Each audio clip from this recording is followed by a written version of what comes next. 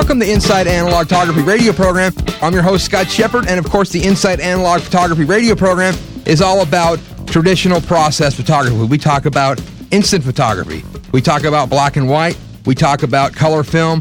We talk about dry plate, wet plate, you name it, alternate printing processes, everything going on in analog photography. And of course, the Inside Analog Photography radio program is brought to you by Fujifilm over at www.fujifilmusa.com/professional. They have beautiful C41 color neg, black and white, color chrome, and of course, instant. Instant film rocks. These guys have so much great things going on right now with instant film. Of course, they have the pack film in 3 1/4 by 4 1/4 and 4 by 5, color, black and white, high-speed black and white, but you know what's even cooler? They have the Instax cameras and film. The Instax Wide is in the country, available everywhere, and of course, right now, brand new, the Instax Mini is now in the U.S. They have cameras, they have film. This Instax Mini is 2.5 by 3.5. It's the size of a business card. This is really fun stuff. You got to check it out. www.fujifilmusa.com/professional, making life more colorful. Our friends at Richard Photo Lab, the place to send all your film to get developed, proofs, you name it. They got a great workflow going. www.richardphotolab.com, DR5, for the most unbelievable proprietary process to turn your black and white film into positives, into chrome. You won't believe until you get your film back as a piece of chrome. Will blow your mind. The dynamic range, the latitude, it's just unbelievable stuff. Definitely check it out. www.dr5.com. Iger Studios, Lenny Iger, the place to have high-resolution scans done. You know, a lot of people now are shooting analog. They're using a high-resolution scan. They're making digital negatives on an inkjet, or maybe they're going straight to an inkjet output, but they're making digital negatives and they're printing contact prints. They're doing all the stuff you need to get a high-resolution scan. They're using an Aztec Premier, 8,000 PPI, adjustable aperture. They can give you scans that are basically grain-free. They can adjust it for every kind of film out there. This is crazy stuff going on with Lenny Iger and the guys at Iger Studios. Check them out, igerstudios.com. And of course, Upstrap at upstrap-pro.com. The camera strap that will not slide off your shoulder. Our media partners, www.apug.org, the Analog Photography User Group, the place on the web for all things analog process. This is a great place to learn, to share information, to get tips and tricks. The community for analog photography, www.apug.org, and of course, our photographic philanthropy partner, George Eastman House International Museum of Photography and Film, www.geh.org, the place to go to find out about the history of traditional analog photography. These people are keeping this alive. They have over 7,000 cameras in their museum of everything that's ever been made, including the Hasselblads that were shot on the moon. You name it. They have the collection. This is a great way to help support. You can be a member of George Eastman House organization. They have a lot of great things going on, but this is something you can do to help give back to photography, to help keep traditional analog photography alive for generations to come. Definitely check them out, www.geh.org. Today on Inside Analog Photography, we're going to have with us Wayne Martin Belger. Wayne is a pinhole photographer, an artist, a machinist, and an all-around cool guy. He makes these unbelievable cameras out of skulls, out of billet aluminum, magnesium, copper, jewels. I mean, this stuff is unbelievable. Shooting large format pinhole photography. This is great stuff. Wayne, how you doing today? Good. You? Good.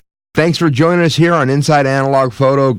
Great to have you on the program and just to talk to you today about your beautiful art and your cameras and all the stuff you're doing. Cool. And also, thanks for what you're doing for analog photography. Oh, thank you. It's good to see it. So, Wayne, tell us about yourself. I know that you make these beautiful one-off handcrafted machine pieces of art that are just over the top, very cool. But let's talk about how Wayne got into photography to start with. Well, actually, I started with doing assemblage art. I mean, pretty much since I was a fetus. My parents remember me in the backyard just constructing large, pretty much installations, or even in my bedroom. And I just always kind of done that. But what I've done in the past is I used to make these installations that were dedicated to a subject that I wanted to learn about.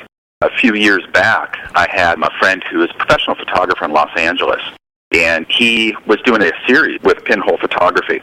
And so what he did, he was using this foam core box, and it was really shaky and just wasn't working well. And I think it was for a shoot for Nissan or something. So I just made him a camera in the same way that I did the rest of my installations, which was a camera that was dedicated to a subject. So I was trained as a machinist at that time. So I machined it out of aluminum, but what he didn't expect was it had insects crawling in and out of pinholes or out of holes in the side of the camera. It had windows on it. It had Pablo Neruda poem that was etched in the aircraft aluminum going around the camera. So it became an art piece within itself.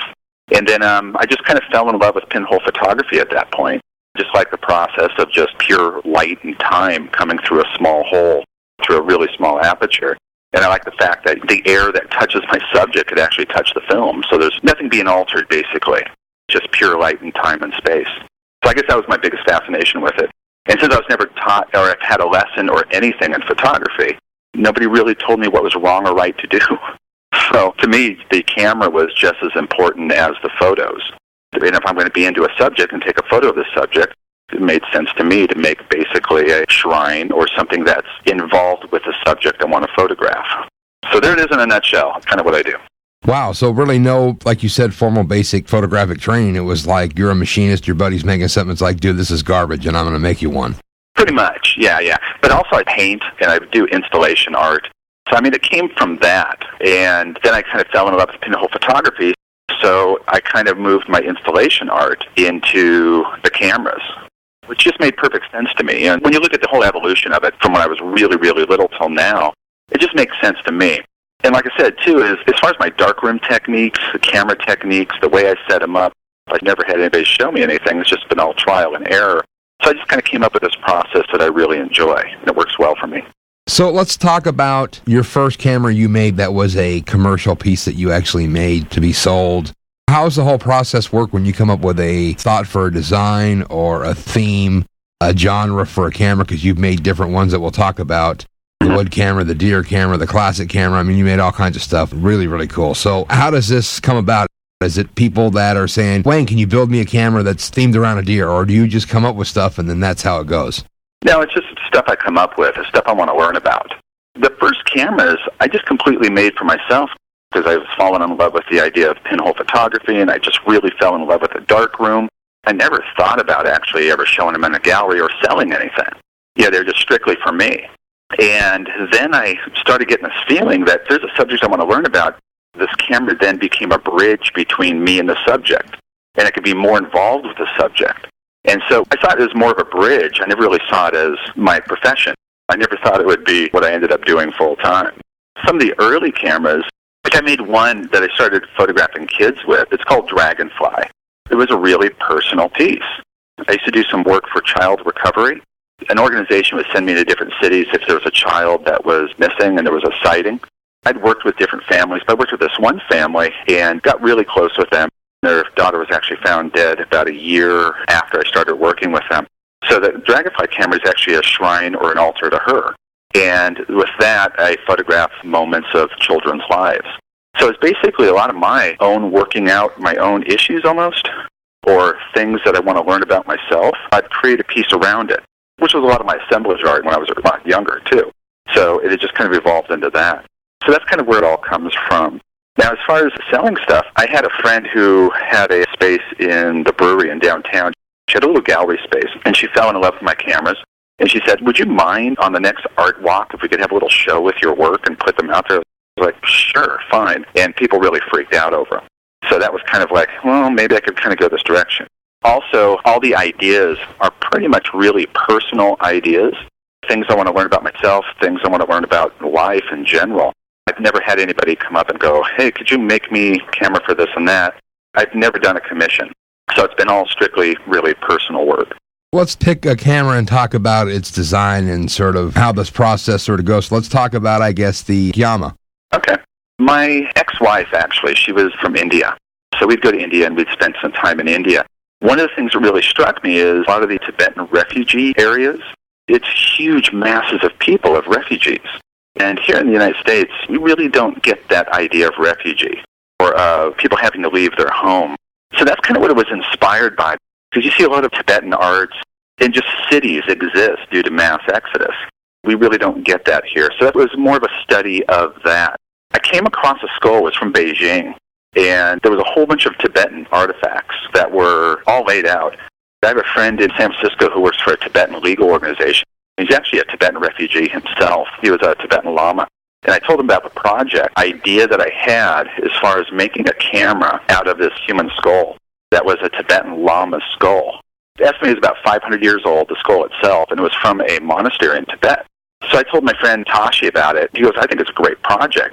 Bring a lot of awareness to the Tibetan issue. It'll bring a lot of awareness to Americans or Westerners about Exodus in a fine art setting, a little more of aggressive fine art setting. So I asked him about the skull.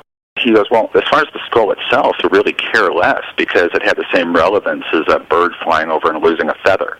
In the Tibetan Buddhist view, is the person's gone. It has no relevance whatsoever. But he did like the fact that the main project for this camera is going back to Dharamsala, India. Yeah. Where he's set up photo shoots for me. And I'm doing a 500-year-old homecoming of a 500-year-old Tibetan Lama through his eyes and photographing Exodus through his own eyes. It was really pretty interesting, too. After that, a bunch of science blogs kind of caught on to that. There was a lot of stuff written about how this camera is actually more true representation of what's going on in the human mind than a PET scan. Because they were saying that this actually shows real pure creativity, shows what's inside the mind rather than PET scans, electrical impulses. And it is. It's kind of the first time somebody is able to see through somebody else's eyes, because it's working exactly like the iris in the human eye. It's an upside-down, backwards image that's created inside the skull, but this in case on film. And actually, you could slide in the back of the skull a little plate that has a finished photograph on it. It turns on two lights, and you look through two viewers in the back of the skull, and you see a 3D image of what the skull saw in his optical department of the skull. So something different. Wow, very cool. And also the actual installation, it's quite a huge installation. I mean, Yama, the camera, or the skull itself. Also, that's another thing, is in Tibetan Buddhism, Yama is the Tibetan god of death. And he's in the Tibetan Book of the Dead, and he's in the third house. What happens is when you die, you go through the first house, and then the second house, you have the Tibetan god of death, who basically has seen all of your life. He's viewed every detail of your life. And he drops a white stone for good deeds and a black stone for bad deeds. So it's kind of like a tally of your life. Then you go in the third house, which depends on how many white stones and black stones you have, is where you're reincarnated. And since this is the first time somebody's seen past his death, I guess, that's why I named him Yama. Plus, I've done a lot of study as far as, like in school, I was doing comparative religions and stuff, so I've always found a lot of the folklore behind that really fascinating. No, I think it is extremely fascinating. I think the camera itself is exquisite. How long did it take you to make that? That was about a year and a half. I got the skull, and then I sent it to Tashi in San Francisco. He had it blessed by a Tibetan Lama for its current journey. In the whole installation piece, he's on this big table, but there's this white prayer cloth that's under him that the Tibetan Lama blessed and then wrapped up the skull and sent it back to me. Yeah, that's about a year and a half. There's a lot of really intricate parts from me in the piece. I start with just big chunks of aluminum or copper, and I mill out by hand every piece for the camera. That one got really pretty intricate. Because actually it's pneumatic, too. There's two pneumatic pistons inside with a 300 psi air tank inside the camera itself and a toggle switch underneath the jaw. And you flip the toggle switch, the two pneumatic pistons separate the skull into two, and you can load the 4x5 film sideways into the camera. And then a divider goes down the middle of the camera and inside between the two eyes that creates two side-by-side images on one sheet of 4x5 film. So it's almost like a stereo image. It is a stereo image, yeah. Wow. So the pinhole orifices are identical on both eyes, so you're making a stereo true to life, what the skull sees, basically. Correct, yeah. That's exactly it. Now, when you were making Yama or any of these other cameras, do you sit down and say, okay, well, I'm going to start drawing a rough concept, or is it just like, well, I got some rough dimensions, let's just go start whittling? I don't start with any drawings whatsoever. Generally, I start with an idea, and then I start getting involved with the subject that I want to learn about. As I'm studying the subject and being involved with the subject, I start collecting artifacts from that subject. Like with Yama, first it was a trip to India and actually seeing mass exodus. So then I ended up with like different things from Tibetan Buddhism. Like on Yama, on the side of them, there's these beads. They're counter beads from Tibetan malas that are quite old, and those are hanging on the side, and there's turquoise from Tibet. And there's different things I collected before I even got the skull or started with the camera. So first it's being involved with the camera. When I'm actually making it, I don't have a CNC mill or lathes. It's all hand done. So I'm turning cranks when I'm making each piece, but I don't have any drawings. I look at it more like painting. When you sit down, you're painting, you're just kind of working oil paints. You're working with the paints and just working it. I do the same thing. I chuck up a piece of aluminum. Generally, it's a piece of forged aircraft aluminum. And I just start milling it out by hand and take a lot of measurements. I have a lot of measuring equipment because a lot of my tolerances are usually kept within about 1/1000th of an inch so that there's no light leaks or anything. And I think that's what a lot of my collectors really like. There isn't any drawings. Just kind of go with a flow and whatever's needed, and I kind of feel the piece as it's starting to come out and then create the camera around it. I do the same thing in the darkroom with my prints. I have a bunch of my negs that I developed, and I start working in the darkroom. And then I'll go through 150 sheets of paper before I find the right combination of what I start to like. But I just really like that organic flow between me, the metal, the piece, and the subject. It works really well with me. Let's say we're going to do a camera and you're going to do a new project. Mm-hmm. Is it like I know that I need these mechanical dimensions to fit film set holder and you work from that center out?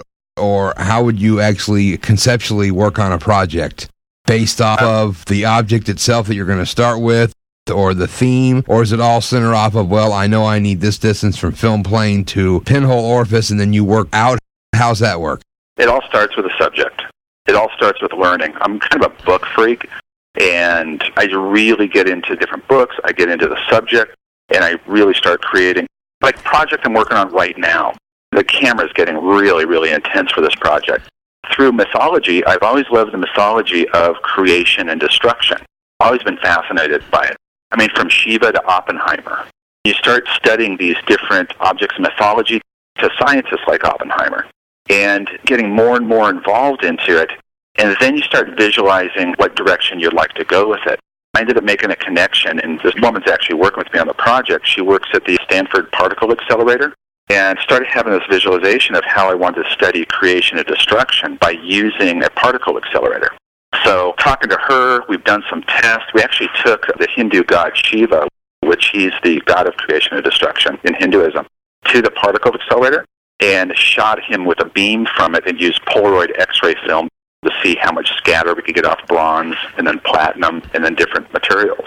So the camera right now that I'm building got to be about 250 individual parts that I've made so far for it. It's going to be an 8x10 X-ray camera that is pneumatic also, but all the walls of the camera are all see-through.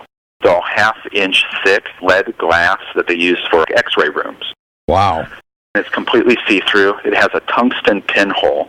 When you hit a switch underneath, because it needs to be completely enclosed in lead, the film itself. You hit a switch underneath, it separates by 6 inches, like 2 glass clamshells opening up. And then another piece rises up out that is a film holder, and then counterweights go down below. Things are going every which direction. And I love just the mechanics of it. Get really passionate about function. So then you put the 8x10 film in, hit the switch again, and it's completely enclosed in lead at that point, lead and tungsten. And then what we're doing is the particle accelerator in Palo Alto. It's a 240-meter accelerator that gets particles traveling at 999.9% the speed of light, and at one point it sheds off 17,400 electron volts of X-ray radiation. Through that radiation coming off there, we're focusing it through an 8-micron beam, and I'm shooting icons of creation to destruction with that beam, and then the impact and the scatter of the photons will be picked up by my camera and produce an actual image from the impact of the subject that I'm shooting. Wow. So it's using atomic particles in a device that was actually designed and created to understand how to make a switch for the first nuclear bomb, to study the mythology of creation and destruction. So the whole thing came from just my fascination with mythology and evolved from there into this gigantic monster project. How long have you been working on the nuclear camera? What's the name of this project? Do you name the stuff when it's done, or do you name your projects and the cameras when they're finished? I named this one Shiva. He's one of the most prominent figures in the mythology of creation and destruction. Oppenheimer even had a quote from Shiva, from the Gita, after the first nuke was set off. So that one's called Shiva. A lot of the names of the projects are pretty basic. You could kind of see a lot of the roots, like Yama was the god of death in Tibetan Buddhism. The camera that has HIV-positive blood in it, that one's called Untouchable, because one of my best friends came down with HIV. This is like about 15 years ago. Him telling me his experience with what was happening with him, he reminded me of the Untouchables in India, when I was in India. And so that one's named Untouchable. So a lot of the names do relate to the subject it's dedicated to. Let's talk about the HIV camera. This is a very interesting piece. You're actually using blood as a filter. Yeah. The camera's pretty intricate. For one thing, I want it to be completely enclosed and safe. That has about 170 different parts in it that I machined out. The only parts I didn't make are these aircraft fittings that are on the front. I got a good connection with the aerospace industry. So I think they hold like 30,000 PSI or something like that. So I didn't make those parts. But like I said, this camera was inspired by one of my best friends who told me he was HIV positive, and just working with him and seeing what experiences he's been going through. That's how it came about. So the camera itself, it has these two clear acrylic cylinders on each side of the camera. On one side, there's a pump that I made. There's a piston inside the cylinder, and then a pump that I made out of rare earth magnet. You could actually pump the blood through the camera. So the camera itself has its own circulatory system. So the blood goes through. It goes in front of a pinhole through a shim, two pieces of acrylic that are 5/1000th of an inch apart, and you shoot through that. So all the images through it are seen through the blood itself, and they're actually toned by the blood itself. Also, to get the right combination, because the blood's mixed with other things. The blood's mixed with sodium chloride 9% and heparin. Heparin's an anticoagulant, and the sodium chloride 9% is actually the closest thing to your own body's natural fluid. So what I did is I had to test before I wanted to take my friend's blood and put it in the camera itself. So I have a friend who's a midwife, and she took a bunch of vials of blood from me so I could test with my own blood. And I found that with a certain combination of heparin and sodium chloride, and with my blood between two sheets of glass that are 5/1000th of an inch apart, it had the same restriction. It had the same light restriction as a number 25 red filter. So the blood itself is my number 25 red filter to give more contrast to the images. And one thing the midwife knew, too, is I'm quite anal or fanatic about things I do, if you couldn't tell by the cameras. And I had to get the right combination of blood down to get the right light restriction, the right combination. So I had the midwife take a certain number of vials. And at one point when she was taking my blood, she said, "Are you okay?" And I looked at her and I said, "My ears are really warm and I feel funny." And all of a sudden I was on the floor. But she knew I would be a little upset if she didn't get all the vials, so she took another 4 vials from me while I was passed out on the floor. So ended up getting the right amount of blood down. I spun it out, pulled the right red blood cells, mixed the combinations, figured it all out, and then we took my friend's blood. And I mixed it, put it in the camera, and it's been a pretty amazing project. And I just, with that camera, photographed people with HIV and AIDS, and that's all the people I'll shoot with it. And I've shot about 15 guys in San Francisco so far that are HIV positive or have AIDS. The main thing I want to do with the project is take it worldwide. I want to do a geographic comparison of people with HIV and AIDS worldwide and how geographic location makes all the difference in your survival. Like when I was in India, you'd see people with AIDS that had HIV for like a year, and they're pretty much on the way out because there's no access to drugs whatsoever. That was kind of another thing, too, is just the pharmaceutical companies, their personal interests have such an influence on the survival of people in other countries. Well, sure, it's all based off of economic currency and money, and if you don't have money, then you die. Yeah, that's pretty much the focus of the project. And when you look at the images, they look really beautiful, whether it's somebody who is on all the medications, and they're like 6 foot, 230 pounds because they're working out all the time, or they're 6 foot and close to 100 pounds because they're about to die. It's just kind of an interesting way to present this situation. Like I said, too, it's another really personal project because of one of my best friends. He's one of the guys on the medication. He's lucky. He's, I think, 6'4", and he's probably about 240 and just really healthy. But then, like I said, spending a bunch of time in India is just such a different story. And I want to go to Calcutta with the camera and do a photo shoot there. And also I have a connection in Uganda to continue the series there, too. How long does the blood stay in the camera? The most I've been able to have it was about 8 months. It gets kind of goopy after a little while, even with the anticoagulants and everything else. And I'm starting to wonder if it's because of my rare earth magnet and iron in the blood itself, because I could have it in another jar, and in the jar itself, it'll be perfectly fine for like a long time. But in the camera itself, it's been going away after a few months. How do you flush this and sterilize it and keep this all okay for yourself when you're operating? Because I'm sure no one else operates this camera. Nah, it's just me. Even with all my collectors that have bought the cameras, nobody's ever used them. It's basically people collecting them who are collecting an investment. People who collect fine art have been buying them. Well, first of all, the blood itself, after a few hours out of the body, the virus is dead anyways. Another thing, too, is the amount of heparin that's used in it. Pretty much nothing could have lived through that anyway, also. So it's pretty non-toxic. At one point, I was contemplating mixing the blood with potassium cyanide because the cyanide will help remove oxygen from the blood so that the blood wouldn't oxidize. Right. And while it takes out the blood, it turns it like an orangish-red color, so I'd still have my color tone. But the idea of shipping potassium cyanide all over the place didn't really thrill me. No. I have enough trouble trying to ship human heads and everything else. Yeah, that's a good thing you bring up. I mean, probably it's not a problem here. Is it a problem in other countries? I mean, what's the issue with shipping dead human remains? It's been fine so far. I think because fine art kind of fits into a whole other realm. The galleries I work with, they have customs agents who go there and they kind of work with them. Another thing I do, too, is I've been taking the cameras themselves. If I have a show, I'll ship the installations, all the photos, and all the frames and everything else to the gallery. But then the cameras themselves I have in Pelican cases that I fly with myself. Because sometimes it just takes a little bit more explanation. And I get to the airport at least 2 hours ahead of time. Because I know when I'm checking in my bags, there's going to be a few questions. Usually every time I get to the airport, it's like, nope, I'm sure it'll be fine. It's just art. And then all of a sudden I get a page. Would Mr. Belger please come to the baggage area? Because sometimes there could be 2 human heads, a human heart, the circulatory system with blood in it, mercury. There's a whole bunch of different things that pull up a lot of questions. Then usually the customs guys end up just digging it. On top of the cases, I have a bunch of my magazines I've been in, because my work's been published quite a bit. Right. I'll open up the magazines and they're like, oh, that's really cool. And all of a sudden they're all happy, free drink coupons and everything else. Wow, how cool. It's been interesting. So let's talk about acquisition if you want to get one of your cameras. How do people go about this? What do these things cost? How does this work? The cost-wise, they're all over the place. Depends on the piece. They range right now from about $18,000 to $240,000 per piece. But what that comes with, too, is the whole entire installation. It's anywhere from 3 to 8 mounted framed photographs. And it comes with a wall mounting system or a floor mounting system, and everything in the whole entire installation comes with it.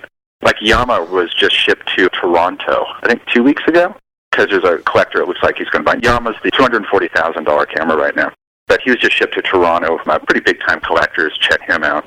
Also, what's interesting, too, is my collectors love is I have a deal with my collectors. Whenever they buy one of my cameras, they have to sign a contract that says I get to take it back whenever I feel like to work on the project. Because I didn't make the camera just to be used once or for a few photographs. I want to keep on learning.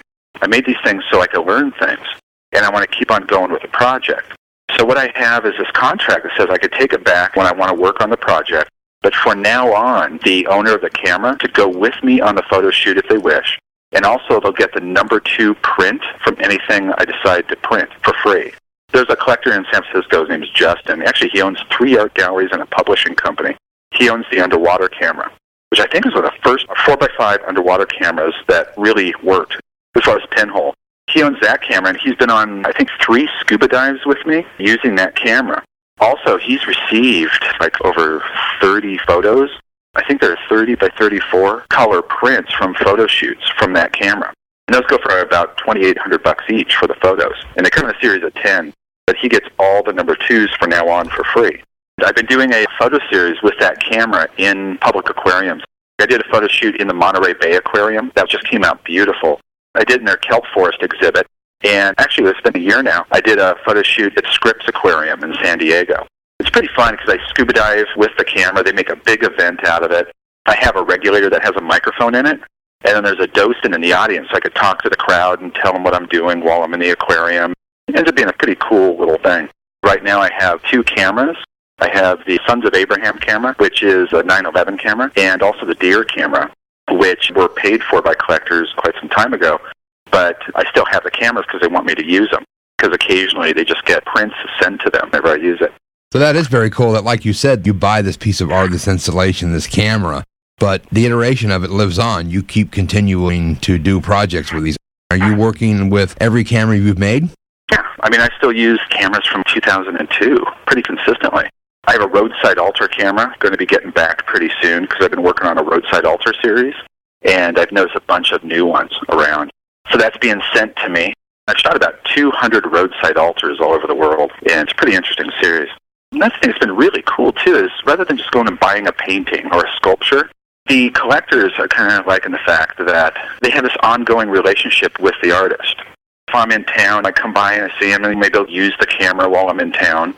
Or, like I said, they could go with me on photo shoots, which is quite a different thing. It's like having some big painter. You sit there with him while he's working on your painting or something. Right.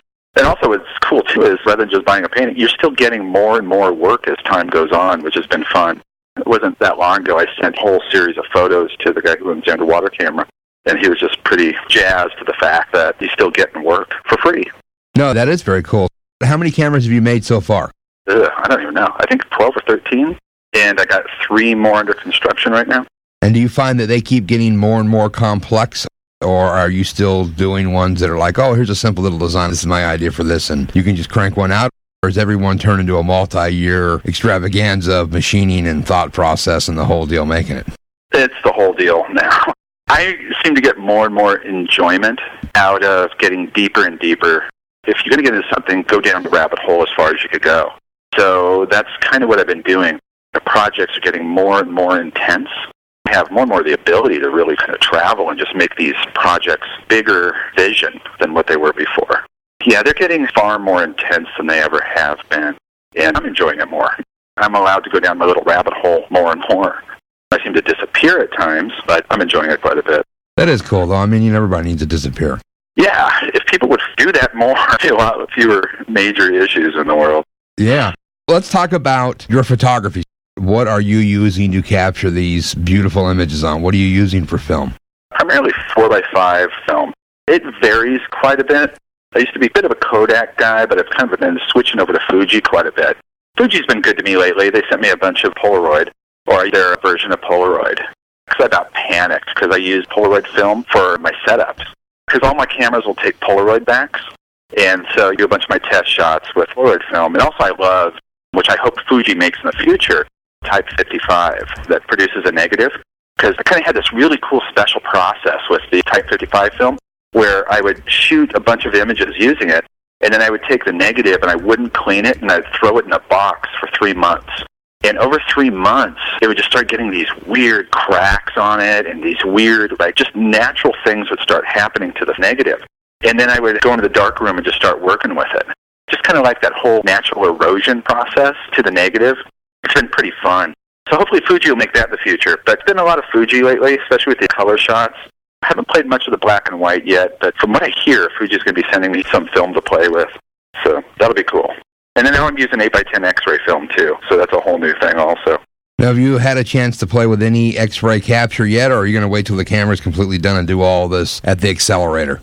Well, I did 2 tests so far at the accelerator, but I used X-ray Polaroid film just to see what kind of levels of photon scatter I was getting from the impact.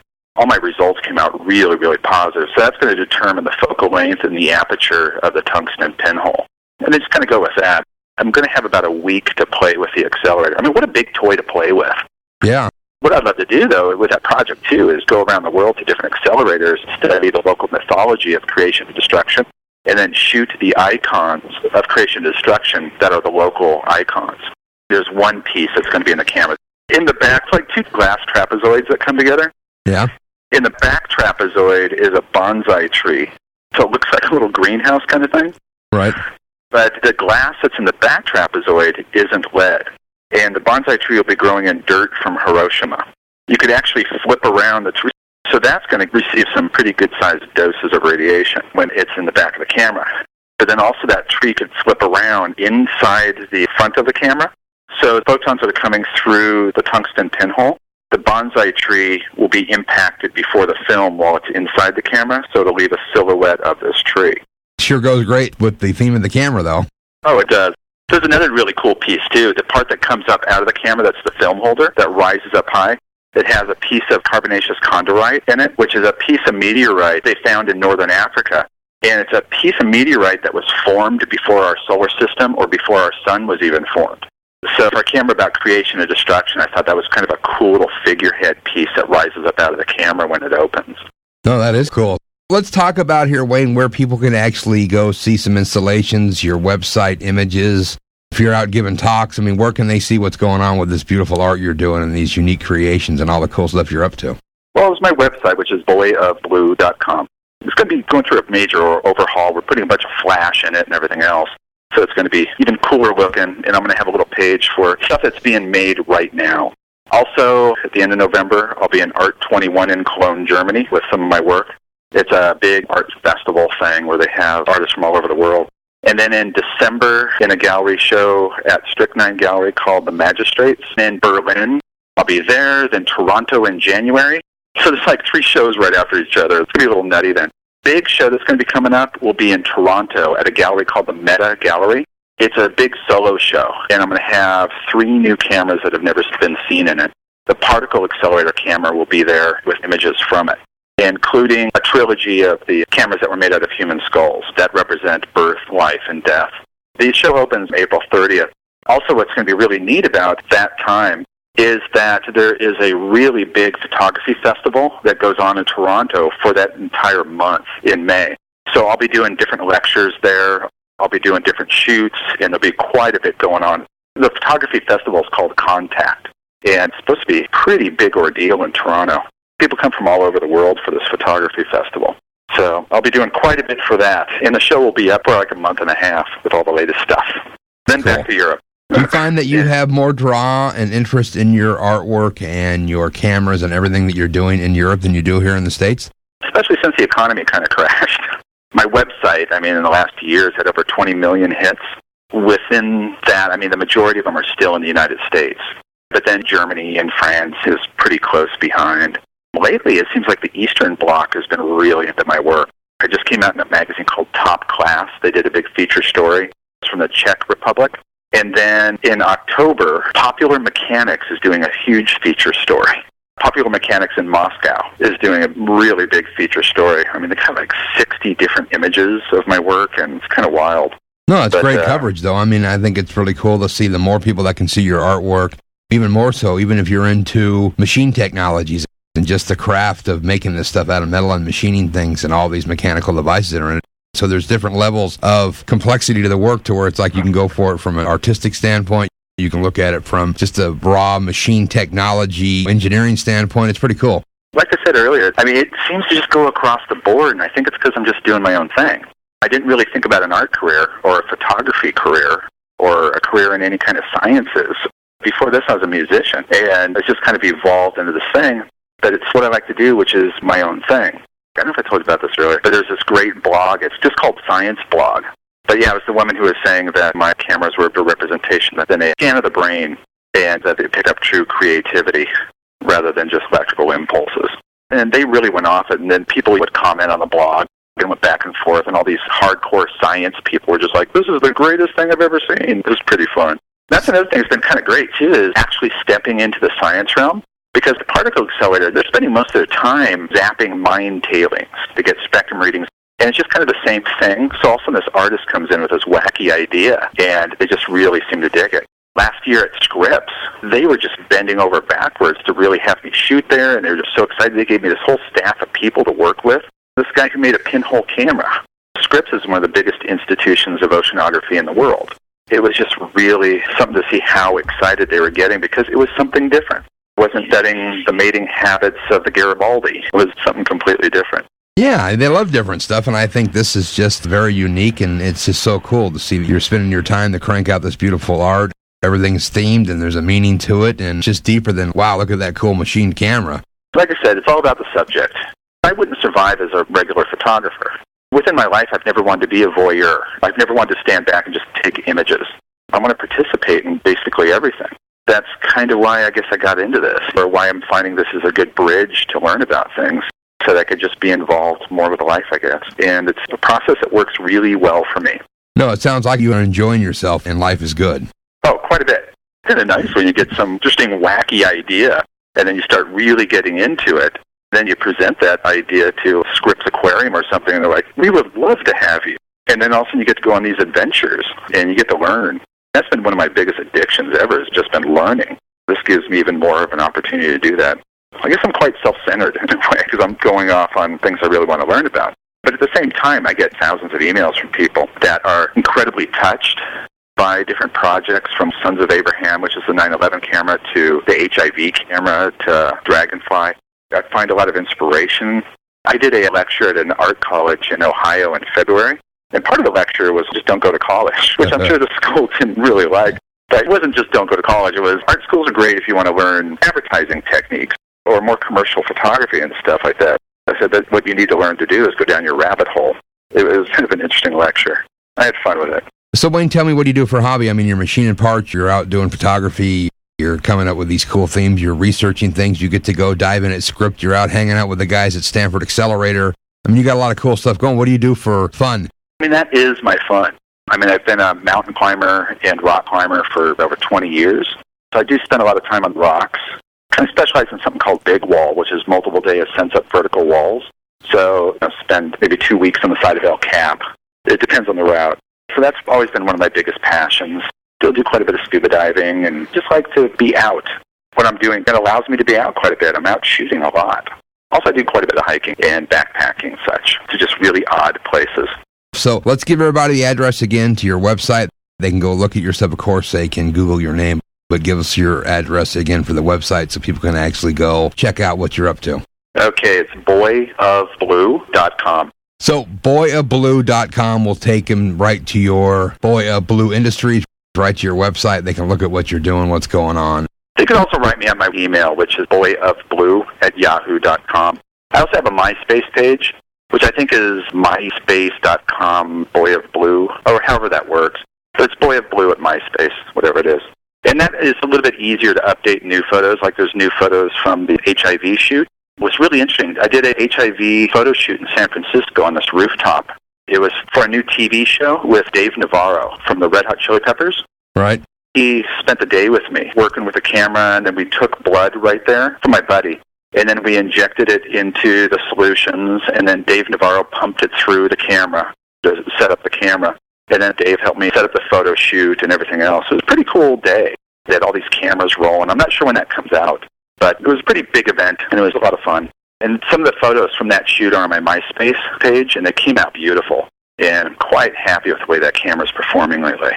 The latest photos from scripts are on the MySpace page, too. Also, I did this fun photo where I had all the kids that were there watching the photo shoot come up to the glass and then put their hands and their faces against the glass of the aquarium. And I shot a photo of them from inside the aquarium. So it was kind of a fun shoot. That's also on the MySpace page.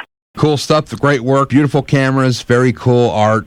I mean, all the stuff you're doing, Wayne, is beautiful, and I do appreciate you spending some time with us to talk about your cameras and your art, your philosophy behind this stuff, and it's just beautiful work, and I really do appreciate it, buddy. Hey, anytime. Hey, well, thank you very much. Like I said, for support in film, I really appreciate it because I will always be a film guy. Well, there you go. Wayne Martin Belger. What a great guy. Beautiful, beautiful craftsmanship, machine work, art, all the stuff combined to make this beautiful cameras, these one-off pieces of art that take photographs on film, analog photography, pinhole photography. This is great stuff that Wayne's up to. You definitely got to check out his website. The Inside Analog Photography radio program has been brought to you by Fujifilm, making life more colorful over at www.fujifilmusa.com. Our friends at Richard Photolab at richardphotolab.com. DR5 over at www.dr5.com. Iger Studios over at igerstudios.com. Upstrap at upstrap-pro.com. And of course, our media partners, APUG, the Analog Photography User Group over at www.apug.org. Our photography philanthropy partners, George Eastman House International Museum of Photography and Film over at www.geh.org. I've been your host, Scott Shepard, here on Inside Analog Photography Radio. We'll be back next week with more great analog photography.